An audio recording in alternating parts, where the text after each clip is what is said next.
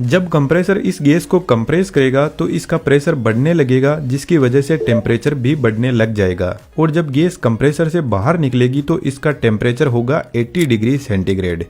अब इस high temperature को हमें थोड़ा ठंडा करने की जरूरत है, तो रेफ्रिजरेंट पहुंचता है कंडेंसर कोयल के पास में।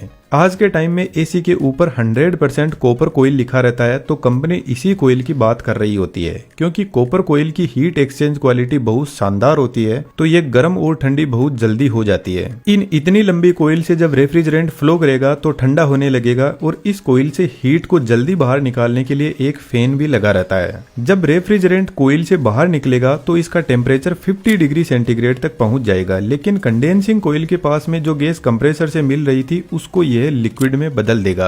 आपको पता है जब हम पानी को गर्म करते हैं तो वह लिक्विड से वेपर में बदल जाता है, यानी लिक्विड से गैस। इसके उल्टा जब कोल्ड ड्रिंक की बोतल को हम फ्रिज से निकालकर बाहर रखते हैं तो इसके चारों तरफ पानी की बूंदें जमा हो जाती है, जिसका मतलब है वेपर वापस लिक्विड में बदल रहा है। तो कंडेंसिंग कोयल भी गैस को ठंडा करने का काम करती है, जिससे यह गैस से लिक्विड में बदल जाती है। लेकिन अभी भी यह हाई टेम्परेचर का लिक्विड हमारे किसी काम का नहीं है। तो यहाँ से लिक्विड एक्सपेंशन वॉल के पास में जाता है। एक्सपेंशन वॉल का ओरिफाइस बहुत छोटा होता है, तो इधर वाली साइड में बहुत ज्यादा हाई प्रेशर भी है और हाई टेम्परेचर भी है। लेकिन जब इस नैरो ओपनिंग से रेफ्रिजरेंट बाहर निकलेगा तो इसका प्रेशर सडनली रिड्यूस हो जाएगा, जिसके साथ में इसका टेम्परेचर भी रिड्यूस हो जाएगा और यह लिक्विड एक्सपेंड करेगा, जिससे यह रेफ्रिजरेंट वापस लिक्विड से गैस में बदलने लग जाएगा। लेकिन यहाँ पर लिक्विड 100% गैस में नहीं बदल पाता है। यह वॉल ठीक एक वाटर स्प्रे की तरह काम करता है। वाटर स्प्रे भी बेसिकली वाटर को वेपर में बदल देता है और यह काफी ठंडे भी होते हैं। गर्मियों में छत पे रखी टंकी का पानी बहुत ज्यादा गर्म हो जाता है, तो उसको ठंडा करने के लिए शावर से आपको पानी का टब भरना होगा और आप देखना पानी का टेम्परेचर काफी रिड्यूस हो जाएगा।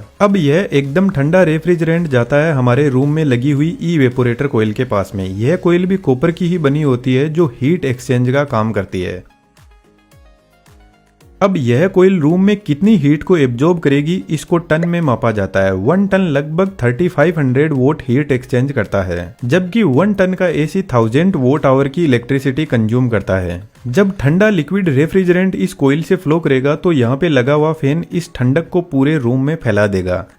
जिस तरीके से कोल्ड ड्रिंक की बोतल के चारों तरफ पानी इकट्ठा होता है, ठीक वैसे ही इवेपोरेटर कोयल काफी ठंडी होती है, तो इसके चारों तरफ भी वाटर के वेपर इकट्ठा होने लग जाएंगे, जिनको साइड में कलेक्ट करके इस पानी को बाहर निकाल दिया जाता है।